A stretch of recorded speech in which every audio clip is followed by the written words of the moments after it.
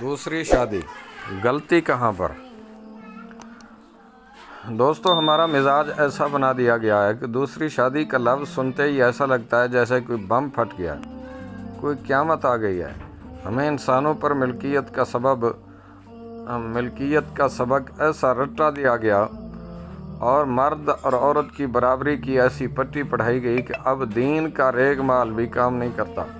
ہوتا یہ ہے کہ مرد دوسری شادی کرنا چاہتا ہے، اس کی پہلی کوشش ہوتی ہے پہلی بیوی کو پتہ نہ لگے۔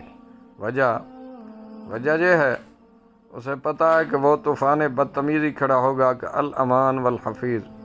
مرد عموماً دوسری شادی اپنی زندگی کے لاسٹ ایام میں کرتے ہیں اور کوشش یہ ہوتی ہے کہ میرے لاسٹ ایام جو ہیں وہ اچھے گزر جائیں۔ ایسے میں ظاہر ہے کہ وہ فساد سے حتی الامکان گریز کرنا چاہتا ہے۔ پہلی بیوی سے مرد خود جا کے پوچھے تو ایک فساد ہے۔ پہلی بیوی کو باہر سے پتہ لگے کہ وہ ایک اور طرح کا عذاب ہے۔ مرد کے ایک حلال راستے کو جب مسدود کیا جائے، روکا جائے، تو پنجابی میں کہتے ہیں وگدا پانی اپنی راہ آپ ہی لب لیندا ہے۔ نتیجہ پھر جو نکلتا ہے وہ آپ کے سامنے۔ ظاہر ہے کوئی عورت ہی ایسی ہوگی جو خود جا کے اپنی سوکن بیاہ کے لا سکے، لیکن یہ بھی یاد رکھیں کوئی عورت ہی ہوگی جو مرد کو اس کی آئی سے باز رکھ سکے۔ اب آنے والی آ جاتی ہے تو دو میں سے ایک کام ہوتا ہے، یا آنے والی آ کے اپنے نئے ہونے کا فائدہ اٹھاتی ہے، اس کی کوشش ہوتی ہے مرد سے جو کچھ بھی اپنے نام کروا سکے کروا لے، فٹافٹ بچے پیدا ہو جائیں۔ جیسے ہی وہ کسی مضبوط پوزیشن میں آتی ہے، وہ پہلے والی کا حقہ پانی بند کروا دیتی ہے۔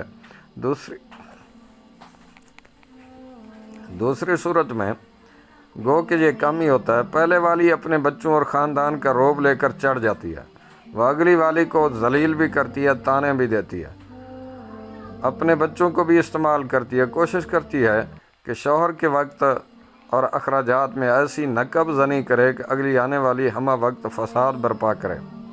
مرد کتنے ہی عقل مند ہوں، عورت کی سیاست سے نابلد ہے۔ وہ اپنی طرف سے انصاف کرنا بھی چاہے، لیکن دو میں سے ایک اسے ایسا کرنے نہیں دیتی۔ مجھے دکھ اس بات کا ہوتا ہے کہ ہر دو طرف میں مرد کو انسان کوئی نہیں سمجھ رہا ہوتا۔ دونوں طرف اقتدار کی جنگ اور وسائل کی کشمکش ہوتی ہے۔ کیا واقعی ہمارے لیے ہمارے مرد پیسہ بنانے کی مشین رہ گئے؟ ہماری لامحدود خواہشوں اور ضرورتوں کی دستیابی کے لیے ہم وقت گھومنے والا راٹ، بطور خاص ان مردوں کے لیے جو اکثر کہتے ہیں کہ آپ عورتوں کی بارے میں جناب یہ باتیں لکھتے ہیں۔